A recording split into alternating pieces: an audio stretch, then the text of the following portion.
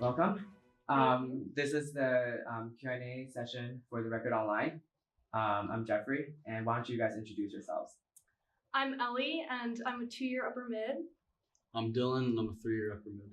Great, welcome.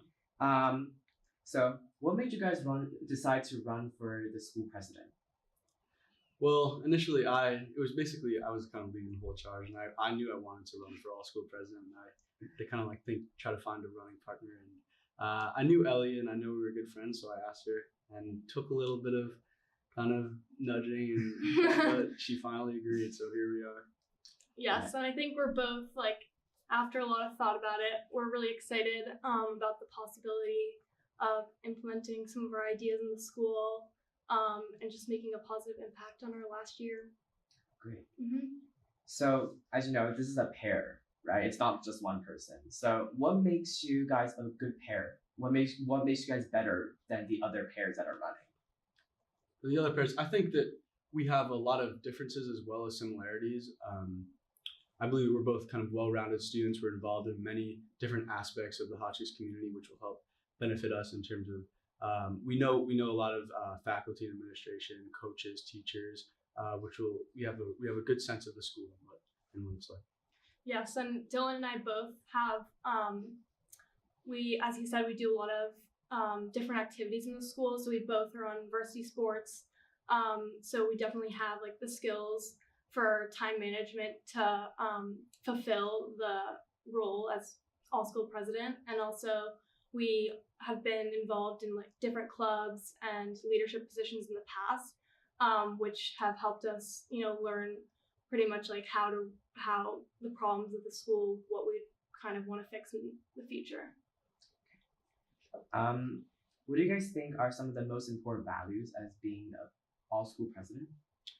I would say the most important value is trustworthiness, to know that the entire student body, to know that you're the voice of the entire student body, and that you are representing them well amongst the administration, because you're kind of as an all-school president, you're the middleman for the student body and the administration. To know that to have the student body to know that they're assured that you have their back in kind of major decisions amongst the administration, that you know that you have a voice, a well-spoken voice. Yes.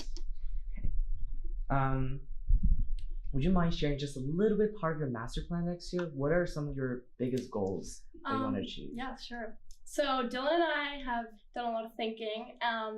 Some of our main areas that we're focused on changing are student all-around wellness and just how the health center operates, kind of. So we've been looking into, more efficient ways for students who go to the health center and learning more about how that whole system works over there. And then we're also very focused on providing more student activities, especially on the weekends, and in the student center and just all around the school for kids to engage with one another more, and less people just sitting around not knowing exactly what to do, because we are in an isolated location, especially in the winter when it's not nice weather out. In addition, as many people know, that the dining hall will be going through some major renovations in the next couple of years, and we definitely have plans to ensure that the quality of the food in these next years, it's going to be much different, but to know that the quality of food will increase in quality, and that's going to be a major aspect of our campaign. Mm-hmm. Many of our ideas we'll be saving for the speech, but stay tuned. Okay, great. So as we all know, you guys have a lot of great friends at the school, from sports classes. You guys know a lot of people. So, but how do you guys think that you will represent the student body well? Well, I think that we are, although we have a lot of mutual friends, we also do have many, we're very different in many ways. So I think we both have different outlets on different people in the school. So Dillon is involved in many different clubs than I am, and sports. And I think that will just also help us reach out to more different groups of people in the school and their views on, what they think should be changed. And then we hopefully can pass that on to the administration.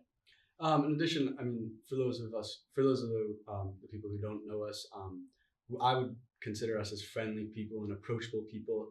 And if there's ever kind of a problem or discrepancy that a student has, they're kind of too afraid to talk to a teacher about or too afraid to bring to the administration, to know that we're there to share their kind of problems with us, and we will definitely bring it up to the administration if it seems necessary. Mm-hmm. Some students have mentioned the lack of activities during the weekends now. For example, buses to Great Barrington, or just any activities in the MAC. Have you guys ever thought about how to improve that? Yes, definitely. So we've brainstormed just providing more like trips for specific groups of kids, if that's like your class going on a trip, or like advisories or something. And also just having like, we only have the ping pong tables, for example, in the student center, and just having more fun things like the ping pong tables for students to do just like during the day or on a weekend night, because most kids, if there's like no dance or anything, they're just in the snack bar, which is fun, but like it gets to a point where it's very repetitive. Yeah. So a lot of times for underclassmen, there's kind of that awkward time after sports and after dinner, but you don't have study hall yet, and it's just like 6:30 to 8 p.m.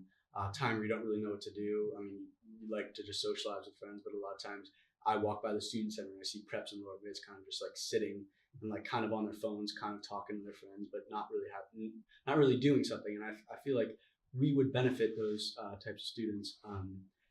They'll have more activities to do during that time before study hall, before they start their work. yeah. And also I think a lot of times the deans are coming up with the people who they decide to bring in on Saturday nights, which are a lot of times fun, but like we don't have that multiple weekends in a row. So I think it's going to be important to get more student feedback on what the students enjoy seeing, so we can bring in more people like that, which can help improve the student life. That sounds great. How do you guys think diversity plays a role in the Hotchkiss community? Do you think that we have too few or too many student groups or affinity spaces dedicated to students of underrepresented minority groups? I mean, I think something that makes Hotchkiss a great place is its diversity, and that's something that we sometimes maybe take for granted.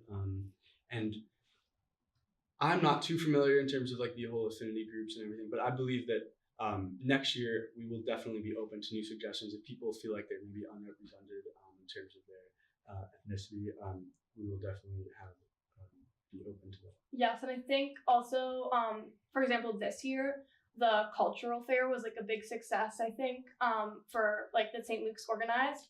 And that just shows that when all the groups especially like come together on events like that, it is the whole student body like who might not be involved in those, they are able to learn more about like different groups, even if they're not like attending the meetings. So I think that could be something important to emphasize next year too.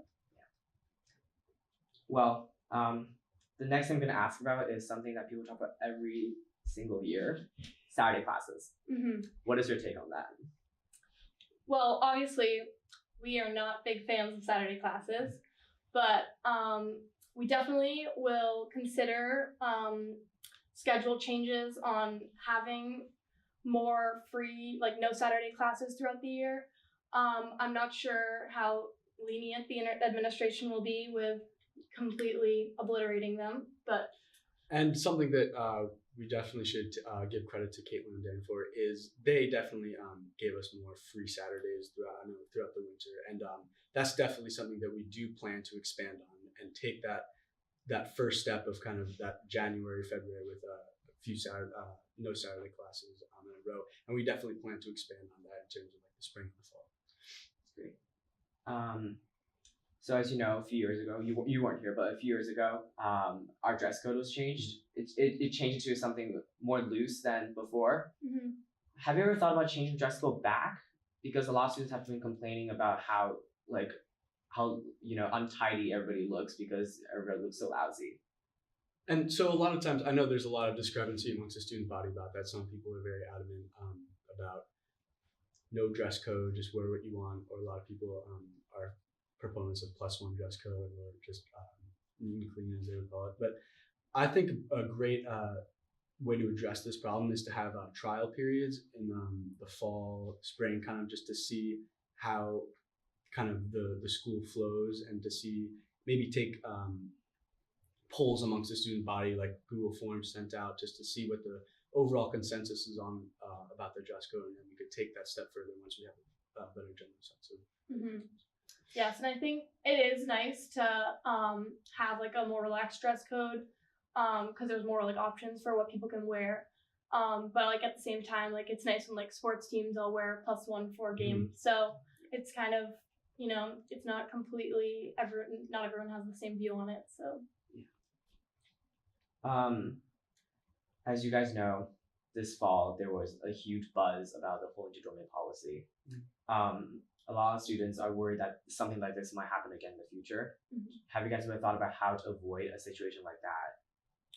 Honestly, I think the main problem with that whole interdomain policy was there was not enough student voice in the decisions, and there was not enough information given out to the student body when those decisions were being made. So I think the best way to address a problem like that is to make sure that the student's voice is heard before that step is taking place in terms of making actual change, and not just having like StuFacs afterwards to kind of discuss possible changes after that rule is set in stone. So I think obviously students should try to get out to StuFac if there's kind of a new rule being set in place, and that would give better student representation in these decisions. I think that was also a difficult situation because it was decided like over the summer when the students aren't here. So it was just sort of implemented without any transparency. But we'll definitely try to ensure transparency with the students on all the decisions if we were elected. This is a good segue. And you mentioned StuFac. How will you make yourself more approachable to the community? I mean, I know there are StuFac meetings, but have you guys thought about doing other things to communicate with students so they're more comfortable sharing ideas with you? Yeah, so something that I've actually brainstormed a lot with Ellie is the idea of kind of during lunch periods or maybe at dinner, we'll have a certain time where students can come up to us and kind of just openly share their ideas, and we'll have like a computer writing down different ideas, and then we will definitely go and share these ideas with the administration. And that would be a great way for students to kind of, and it would be totally anonymous. So if they have an idea that they're really thinking about and really have feel strongly about, they would definitely come up and just talk to us and give us the idea. And I think StuFac also has been very positive this year. The way Caitlin and Dan have run it, there's obviously been a lot of change on what the students have wanted, which has been great. But also I think we could probably like send out anonymous surveys or other things if people really like want to share their ideas more. Great. Last but not least, what is your view on seniority at Hotchkiss? Well, I think seniority is very ingrained in the Hotchkiss tradition, and I think it is important to maintain a lot of like the traditions that seniors get, especially like before they graduate, which is important. But at the same time, obviously we want the community to be a place where underclassmen are able like to interact with upperclassmen, because that's one of the most special things that I've found here at Hotchkiss compared to like my old school. So I think just maintaining where like seniors still can have their special like times and everything, but at the same time underclassmen aren't like fearful of the upperclassmen or anything. Yeah, I mean, seniority is something that happens at every high school you go to, and I believe that a great step that was taken this year was the community dinners, which was a great way to interact upperclassmen and lowerclassmen students. And if we would, if people are open to it, maybe take it a step further, maybe have mixers between same gender dorms, upperclassmen and lowerclassmen dorms, to kind of get to know those students better. That's all the questions we had, but is there anything you guys want to add or you want to tell the students? I don't know, I just think we have a lot of great ideas, and obviously we didn't want to say all of our great ideas today. Just in case people are listening, but I mean, stay tuned for the speech. We'll be share more specifics. Yes, thank you. Thank you. Thank you.